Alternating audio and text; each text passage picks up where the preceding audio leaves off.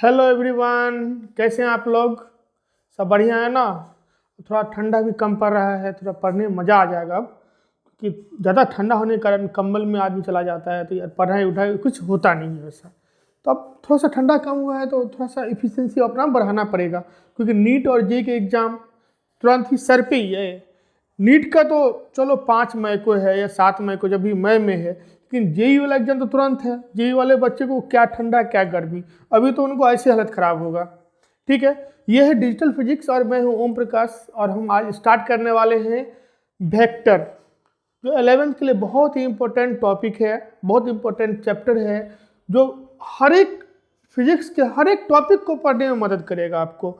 बिना वेक्टर आप काइनेमेटिक्स नहीं पढ़ सकते हैं, फोर्स नहीं पढ़ सकते हैं, न्यूटन्स लॉ नहीं पढ़ सकते हैं, रोटेशनल डायनामिक्स नहीं पढ़ सकते हैं, इलेक्ट्रोस्टैट नहीं पढ़ सकते हैं, मैग्नेटिज्म नहीं पढ़ सकते हैं। तो पूरे फिजिक्स के चैप्टर को पढ़ने के लिए इस चैप्टर को पढ़ना बहुत ही इम्पोर्टेंट है, और इसको बारीकी से जानना बहुत ही इम्पोर्टेंट है। तो ये वेक्टर होता क्या है? सबसे पहले हम लोग क्या किए थे कि फिजिकल क्वांटिटी को दो भाग में डिवाइड किए थे। एक था फंडामेंटल क्वांटिटी और दूसरा था ड्राइव्ड क्वांटिटी। फंडामेंटल क्वांटिटी ऐसा क्वांटिटी होता है जो किसी पे डिपेंड नहीं करता हो, वो इंडिपेंडेंट होता है, वो 7 होता है, आपको पता है। और ड्राइव्ड क्वांटिटी ऐसा क्वांटिटी है जो किसी दूसरे क्वांटिटी के द्वारा बनाया गया है, किसी दूसरे क्वांटिटी को यूज करके ड्राइव करके उसको हम बनाते हैं, उसको ड्राइव्ड क्वांटिटी बोलते हैं। लेकिन फर्दर उससे हमको काम नहीं चला। अगर मान लीजिए आपको कोई पूछे कि वेक्टर क्यों यूज आया, क्यों आया, तो इसको अपन ठीक से पढ़ते हैं। अगर मान लीजिए कि अगर कोई पूछे, अगर तुम्हारा दोस्त ही मान लो कि पूछे कि मैं तुम्हारे घर से 2 किलोमीटर दूर खड़ा हूं, तुम आ जाओ। कोई तुम्हारा दोस्त पूछे, कोई आपका दोस्त पूछे कि मैं तुम्हारे घर से 2 किलोमीटर दूर खड़ा हूं। 2 किलोमीटर दूर, 2 किलोमीटर तो समझ में आया कि 2 kilometre is a magnitude. But अगर आप घर से निकलो कि भाई मेरा दोस्त 2 किलोमीटर खड़ा है, जल्दी में लेके आता हूँ, घर से निकले हड़बड़ी में, फिर याद आया अरे 2 किलोमीटर किधर जाएंगे भैया, किस साइड मेरा दोस्त है, 2 किलोमीटर किधर? सिर्फ 2 किलोमीटर से आप उस दोस्त के पास तो नहीं पहुंच जाओगे, उसके साथ साथ कुछ और एक चीज चाहिए, उसके बाद ही आप पहुंच पाओगे ना। कि मान लो चलो भाई शर्ट पैंट लगा लिए और चले दोस्त को ढूंढने के लिए 2 किलोमीटर किधर है। तो 2 किलोमीटर तो मैग्नीट्यूड है, पता है कि उसके और मेरे बीच का डिस्टेंस 2 किलोमीटर है, लेकिन उसके साथ साथ ये भी नेसेसरी है कि वो किस दिशा में है। तो अगर आप उस दिशा में नहीं जाओगे तो आपका दोस्त वहां नहीं मिलेगा। अगर मान लो कि आपका दोस्त वेस्ट में है 2 किलोमीटर पे और आप ईस्ट में चल रहे हो 2 किलोमीटर पे, आप कभी नहीं मिलने वाला है, क्योंकि आपका जो दोस्त है वो वेस्ट में है 2 किलोमीटर पे। तो आपको 2 किलोमीटर डिस्टेंस तो ट्रेवल करना ही है, साथ ही साथ आपको वेस्ट में चलना पड़ेगा, पश्चिम की दिशा में चलना पड़ेगा, तभी आपका दोस्त मिलेगा। तो ये जो दिशा का जो कंसेप्ट है उसको ही वेक्टर में शामिल किया गया है। तो वेक्टर एक ऐसा क्वांटिटी होता है, फिजिकल क्वांटिटी है, जिसको डिफाइन करने के लिए मैग्नीट्यूड की भी आवश्यकता होती है, साथ ही साथ डायरेक्शन की भी आवश्यकता होती है। उस क्वांटिटी को हम वेक्टर क्वांटिटी कहते हैं। अगर मान लीजिए अगर आप कहीं जा रहे हो, 2 किलो मास का कोई बॉडी है, तो 2 किलो मास आप यहाँ रख लो, यहाँ रख लो, यहाँ रख लो, कहीं भी रख जाओगे तो 2 किलो जो मास है 2 kg का, वो तो चेंज होने वाला नहीं है ना। लेकिन अगर आपका दोस्त 2 किलोमीटर वेस्ट में खड़ा है तो आपको 2 किलोमीटर वेस्ट ही चलना पड़ेगा। अगर आप उस डायरेक्शन में छोड़ के किसी भी डायरेक्शन में जाओगे तो आपका दोस्त नहीं मिलने वाला है। तो फिजिकल क्वांटिटी को दिशा के हिसाब से हम 3 कैटेगरी में डिवाइड करते हैं। किसके हिसाब से? दिशा के हिसाब से फिजिकल क्वांटिटी को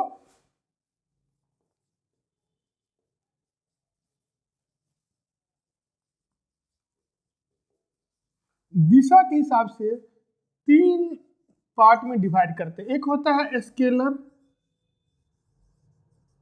दूसरा होता है vector,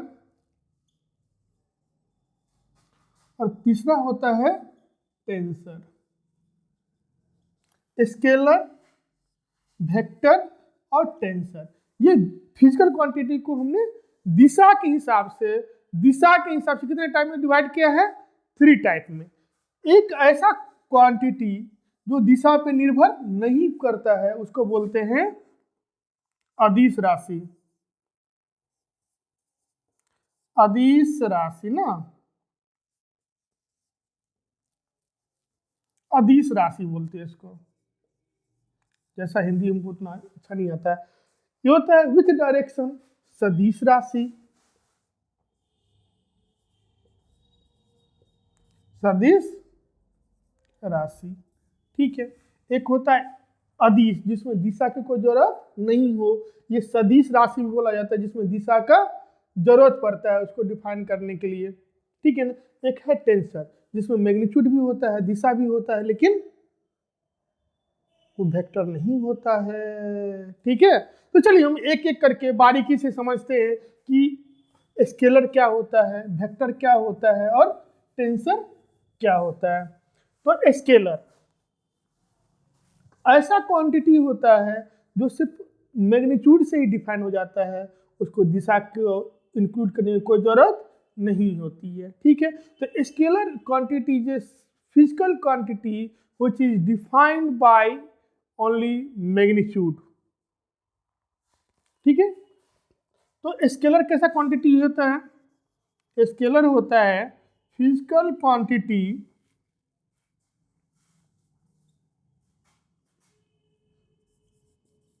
which is defined by its magnitude only।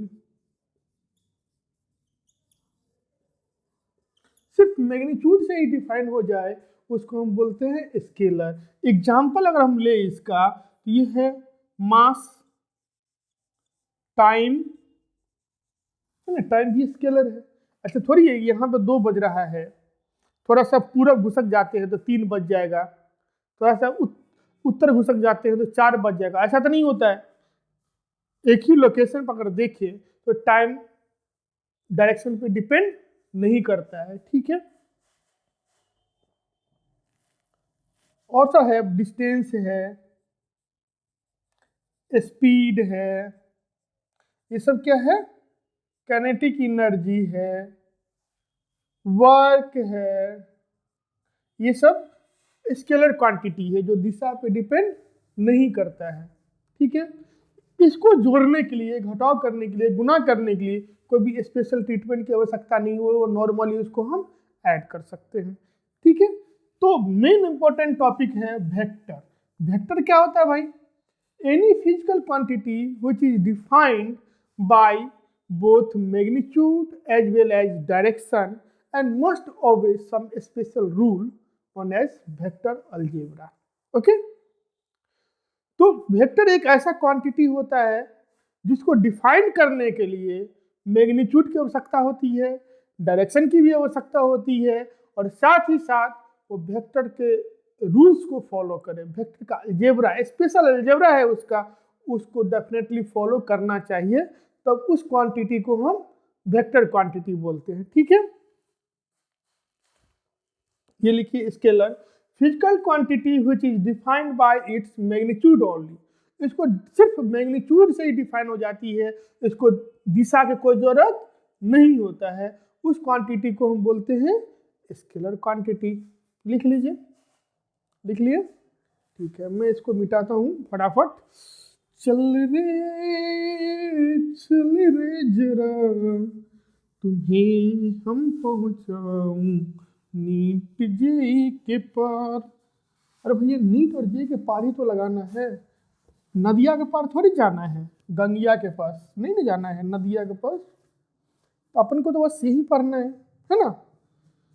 तो वेक्टर क्या होता है? वेक्टर अभी सिर्फ डिफिनीशन पढ़ते हैं, उसके बाद जो भी होगा अपन सब पढ़ेंगे। तो वेक्टर ऐसा physical quantity which is defined by magnitude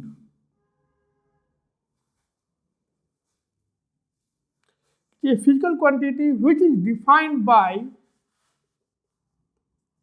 its magnitude as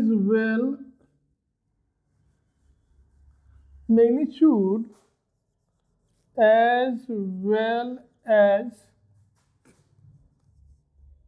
direction and must follow the vector algebra.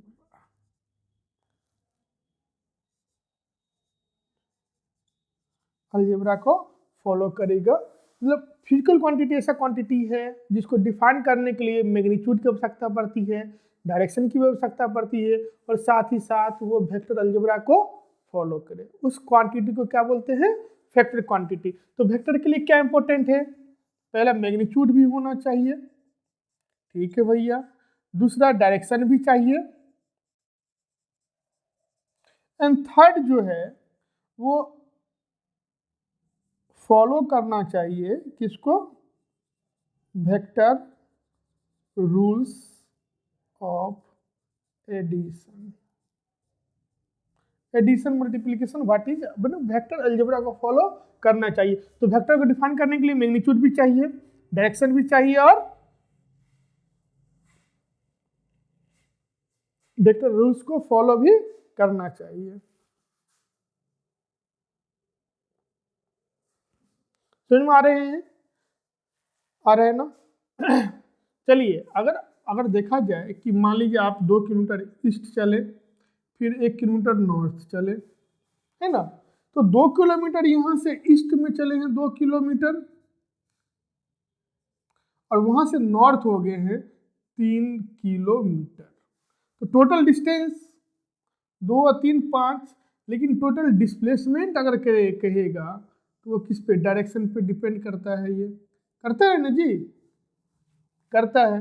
ये डिस्प्लेसमेंट हो गया, डिस्प्लेसमेंट का जो मैग्नीट्यूड होगा वो 2 के स्क्वायर प्लस 3 के स्क्वायर का रूट अंडर होगा, है ना? तो इसी चीज को अपन बाद में पढ़ेंगे। तो किसी भी चीज को मान लो कि आपको बोलना कि टावर कितना दूर है, भाई किसी को कुछ नहीं पता है, 2 किलोमीटर है, फिर पूछेगा किधर है 2 किलोमीटर, तो बोलोगे नहीं नॉर्थ साइड चले जाओ, ठीक है? तो 2 किलोमीटर अपन पहुंच जाएंगे। तो उस टाइप की क्वांटिटी को रिप्रेजेंट करने के लिए 2 चीज की आवश्यकता पड़ा, कौन सा? मैग्नीट्यूड का भी और डायरेक्शन का भी, ठीक है। थर्ड क्वांटिटी है वो है टेंसर। टेंसर क्वांटिटी के लिए मैग्नीट्यूड की भी आवश्यकता होती है, डायरेक्शन भी होती है, नीड। थर्ड जो है not follow the vector rules, को वो फॉलो नहीं करता है। तो टेंसर एक ऐसा क्वांटिटी है जिसको मैग्नीट्यूड भी चाहिए, डायरेक्शन भी चाहिए, बट वो वेक्टर रूल को फॉलो नहीं करता है। तो उस क्वांटिटी को हम क्या बोलते हैं? Tensor quantity. अब देखें कि पानी जब पाइप से निकलता है ना, तो किसी एक पार्टिकुलर डायरेक्शन में निकलती है ना जी। और अब 2 पाइप को डाल दोगे तो जितना वॉल्यूम इससे निकलेगा उतना वॉल्यूम उससे निकलेगा, तो नेट जो निकलेगा दोनों वॉल्यूम को जोड़ के होगा कि नहीं होगा? मान लीजिए आप इसका एग्जांपल एक करंट में लेते हैं कि मान लीजिए कि एक वायर से 2 एम्पियर, एक वायर से 3 एम्पियर, तो टोटल कितना करंट इसमें गया? 5 एम्पियर जाता है ना, दोनों जुट जाता है 5।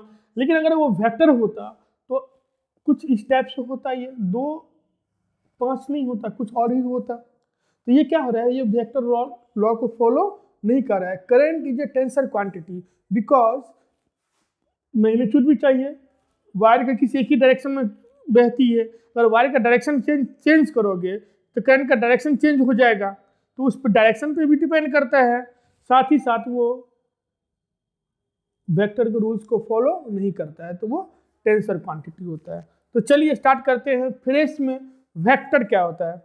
तो वेक्टर का डिफिनीशन हमको पता चल गया कि वेक्टर को डिफाइन करने के लिए क्या क्या चीज चाहिए। मैग्नीट्यूड चाहिए, डायरेक्शन चाहिए, और साथ ही साथ वो वेक्टर अलजेब्रा वेक्टर रूल्स को फॉलो करे। ठीक है,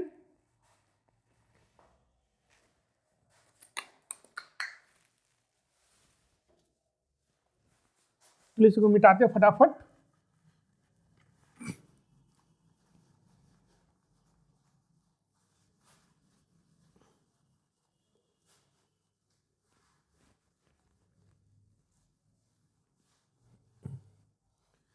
ये पीक्यू क्या है? PQ PQ PQ PQ PQ means physical quantity, not प्यारी क्वीन।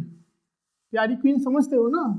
तुम यार अभी प्यारी क्वीन पर ध्यान मत दो, पीक्यू फिजिकल क्वांटिटी पे ध्यान दो तुम। ठीक है, तो वेक्टर, तो फ्रेश से स्टार्ट करते हैं।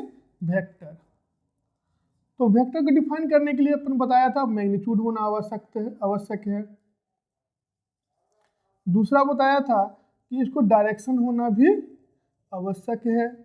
तीसरा इंपॉर्टेंट है, वो क्या करना चाहिए कि vector follow vector rules, vector का जो रूल्स है, वेक्टर का जो अलजेब्रा है उसको फॉलो करना चाहिए।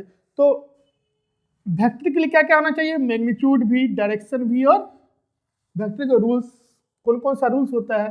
तो एडिशन का रूल होता है। तो जनरली अपन एडिशन पढ़ते हैं, vector law of addition, triangle law of addition जिसको हम बोलते हैं। क्या बोलते हैं? Triangle law of addition. ठीक है, तो एक स्पेशल रूल है, ट्रायंगल लॉ ऑफ एडिशन को फॉलो करना चाहिए। जैसे यही ट्रायंगल लॉ ऑफ एडिशन है।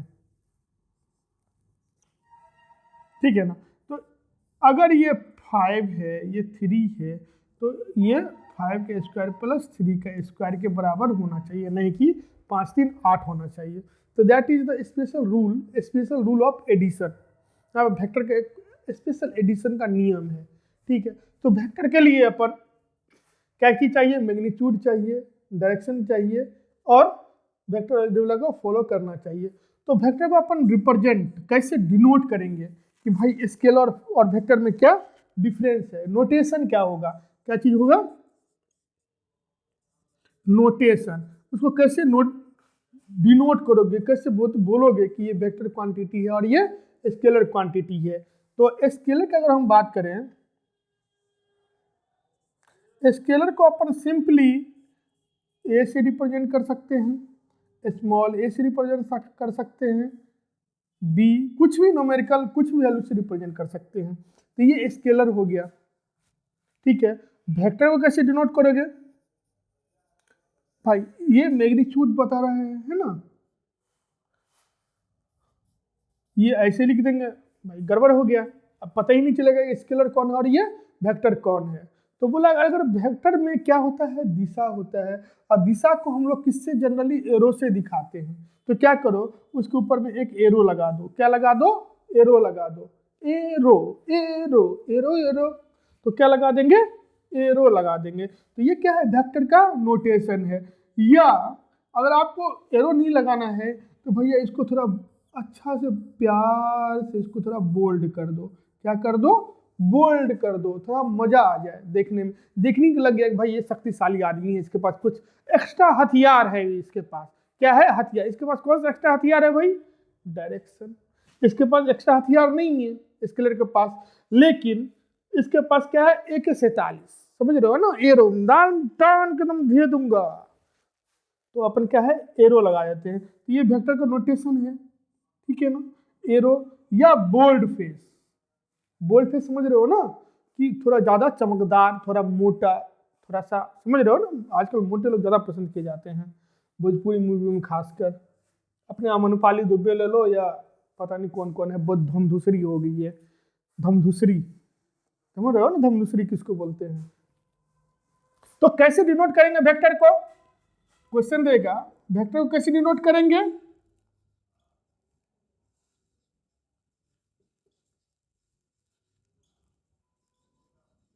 तो कौन सा वेक्टर का नोटेशन है? ए है, ये तो स्केलर का नोटेशन है भैया, ये भी स्केलर का नोटेशन है। वेक्टर का नोटेशन ये है, और वेक्टर का नोटेशन ये है। ये दोनों स्केलर का नोटेशन है, और ये दोनों वेक्टर, ये दोनों किसका नोटेशन है? स्केलर का। और ये दोनों नोटेशन किसका है? वेक्टर का। कहीं भी आप ऐसा देखो तो क्या वो वेक्टर का नोटेशन है। ठीक है, तो वेक्टर को हम कैसे रिप्रेजेंट करेंगे? वेक्टर को, क्योंकि डायरेक्शन देने के लिए एरो की जरूरत पड़ता है ना, तो वेक्टर का रिप्रेजेंटेशन कर, ये तो नोटेशन हो गया, वेक्टर का रिप्रेजेंटेशन कैसे करेंगे? वेक्टर का representation of vector, representation of vector. Vector को दो टाइप से रिप्रेजेंट करते हैं, एक होता है ज्योमेट्रिकली,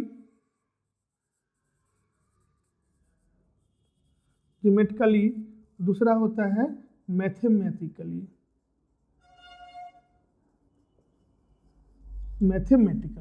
पहला ज्योमेट्रिकली, दूसरा मैथमेटिकली रिप्रेजेंट कर सकते हैं। ठीक है, पहला ज्योमेट्रिकली, दूसरा मैथमेटिकली। ज्योमेट्रिकली कैसे रिप्रेजेंट करेंगे और मैथमेटिकली कैसे रिप्रेजेंट करेंगे? ठीक है, अब उतारो फटाफट। तो यहाँ से अपन स्टार्ट करते हैं, ज्योमेट्रिकली कैसे रिप्रेजेंट किया जाता है वेक्टर को और मैथमेटिकली कैसे रिप्रेजेंट किया जाता है वेक्टर को। ठीक है, तो पहले हम ज्योमेट्रिकली रिप्रेजेंटेशन पढ़ेंगे, फिर उसके बाद धीरे धीरे हम मैथमेटिकली पे जाएंगे। तो पहले ज्योमेट्रिकली कैसे रिप्रेजेंट किया जाता है। ठीक है, लिख लिए।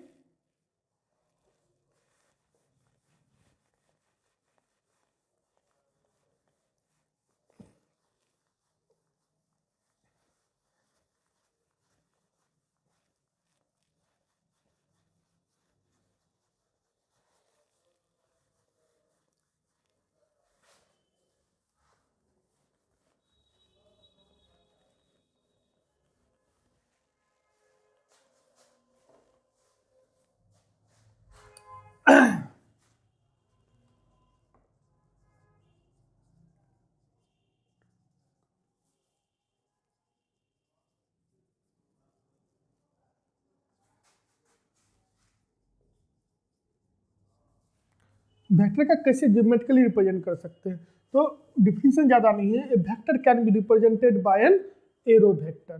ठीक है ना, a vector can B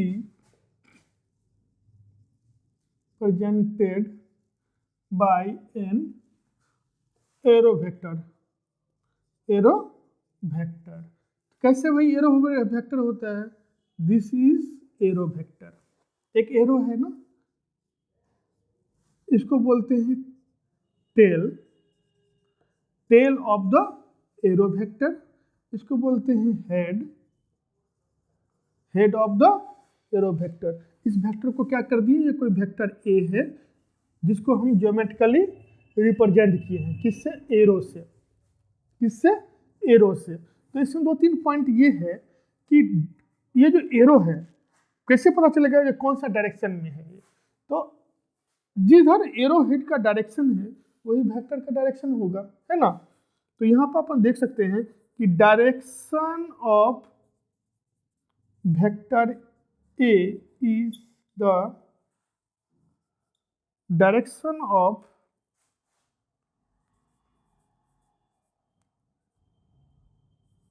arrow head of arrow vector, है ना। तो डायरेक्शन ऑफ वेक्टर ए क्या होगा? जिधर डायरेक्शन एरो वेक्टर का हेड का डायरेक्शन है, हेड का डायरेक्शन किधर है? इधर। तो वेक्टर ए का डायरेक्शन किधर हो गया? इधर हो गया, है ना। तो मैग्नीट्यूड क्या होगा? ये वेक्टर ए का दो चीज है ना, मैग्नीट्यूड होना चाहिए और डायरेक्शन होना चाहिए। तो डायरेक्शन के बारे में पता चल गया कि डायरेक्शन किधर होगा, जिधर एरो हेड का डायरेक्शन होगा उधर ही उस वेक्टर का डायरेक्शन होगा। तो दूसरा चीज क्या है यहाँ पे? मैग्नीट्यूड क्या होगा? मैग्नीट्यूड ऑफ वेक्टर ए क्या होगा? तो इस एरो हेड इस एरो वेक्टर का जो लेंथ की जो लंबाई होगी, ये वेक्टर यहाँ से यहाँ इतना बड़ा है ना। इस का जो लेंथ होगा, इस एरो का जो लेंथ होगा, हेड से टेल तक का जो लेंथ होगा, उसको ही बोलेंगे मैग्नीट्यूड ऑफ द वेक्टर। क्या बोलेंगे? Magnitude of the vector. क्या होगा? Length of the arrow vector is the magnitude of vector A. ठीक है, क्योंकि यही वेक्टर को हम ग्राफिकली रिप्रेजेंट किए हैं, ज्योमेट्रिकली रिप्रेजेंट किए हैं, तो इस वेक्टर ए का जो डायरेक्शन होगा वो एरो हेड के डायरेक्शन का, एरो हेड का जो डायरेक्शन होगा वही होगा। दूसरा, इस वेक्टर ए का जो मैग्नीट्यूड होगा, मैग्नीट्यूड ऑफ वेक्टर ए को अपन ऐसे लिखते हैं, ठीक है ना, this means magnitude of vector A. तो मैग्नीट्यूड ऑफ वेक्टर ए जो होगा वो क्या हो गया? इस एरो वेक्टर का जो लेंथ है, जो लंबाई है, यानी कि हेड से टेल तक का जो दूरी है, उसको क्या बोलेंगे? मैग्नीट्यूड ऑफ द वेक्टर बोलेंगे। ठीक है, तो यहां से यहां तक का जो लंबाई होगा वो क्या होगा? Magnitude of the vector A होगा, जिसको मोड ए बोलते हैं। ठीक है, the direction of the vector is the direction of arrow head of N arrow vector. समझ में आ रहा है? अगर आपको पूछे एग्जाम्पल के तौर पे, चलिए एक एग्जाम्पल ले लेते हैं कि बताइए कि ये वेक्टर ए है और ये वेक्टर बी है। ठीक है, दोनों का एरो हेड एक ही डायरेक्शन में, तो दोनों का डायरेक्शन क्या होगा? सेम ही होगा। बताओ कौन सा वेक्टर बड़ा है? डायरेक्शन एक ही है तो डायरेक्शन से कोई टेंशन खत्म हो गया। तो अब बताओ कि कौन सा वेक्टर बड़ा है, कि ए इज ग्रेटर देन बी या बी इज ग्रेटर देन ए। बताओ कौन सा स्टेटमेंट सही है? ए बड़ा है बी से या बी बड़ा है ए से? तो अपन सबसे पहले देखेंगे डायरेक्शन, तो डायरेक्शन तो सेम है, कोई टेंशन नहीं। फिर देखेंगे मैग्नीट्यूड, भाई मैग्नीट्यूड तो ए का बड़ा है बी से, क्योंकि एरो का जो लेंथ है वो ज़्यादा है किसका है? वेक्टर ए का, और एरो का जो लेंथ है वो वेक्टर बी का कम है, किससे? ए से। तो ये जो ऑप्शन है वो सही होगा, क्योंकि वेक्टर ए जो है बड़ा है। क्यों बड़ा है भाई? क्योंकि उसका मैग्नीट्यूड, उसका लेंथ, जो ज्योमेट्रिकली जो एरो वेक्टर है उसका जो लंबाई है, उसका लेंथ का जो लेंथ है वो ग्रेटर देन है किससे? वेक्टर बी से। समझ में आ रहा है बात को? ठीक है, तो किसी भी वेक्टर को रिप्रेजेंट करने के लिए दो चीज चाहिए, एक तो मैग्नीट्यूड चाहिए, दूसरा डायरेक्शन चाहिए। ठीक है, अगर आपको बोल दे कि कोई वेक्टर ए है, ये मान लो ये हो गया 6, ये हो गया 3, है ना, भाई देखने से मान लो डबल है लगभग, तो मैग्नीट्यूड ऑफ ये क्या है? जो a इक्वल टू 6 जो बोल दिया, what is this? Is the magnitude of vector a। कोई वेक्टर a इक्वल टू 6 बताया, मतलब ये क्या है? ये सिर्फ मैग्नीट्यूड है, इसमें दिशा लगा हुआ है नहीं लगा हुआ है, तो ये सिर्फ क्या बता रहा है? मैग्नीट्यूड बता रहा है। मतलब ये जो मोड ए है, ये 6 क्या है? मोड ए है, क्योंकि इसमें मैग्नीट्यूड है, सिर्फ दिशा लगा तो नहीं है, लेकिन ये बता रहा है वेक्टर है। तो मैग्नीट्यूड सिर्फ दिया हुआ है, डायरेक्शन के बारे में कोई जानकारी नहीं है। तो ये 6 क्या है? This is the magnitude of vector A. ठीक है, तो चलिए तो अपन कल बात करेंगे डायरेक्शन पे, कि डायरेक्शन को कैसे रिप्रेजेंट किया जाएगा। ठीक है, फिर उसके बाद मैग्नीट्यूड पे लेके चलेंगे, फिर आगे कोऑर्डिनेट सिस्टम्स आएंगे। ठीक है, thank you for watching, please subscribe my channel and like my video. Thank you for watching.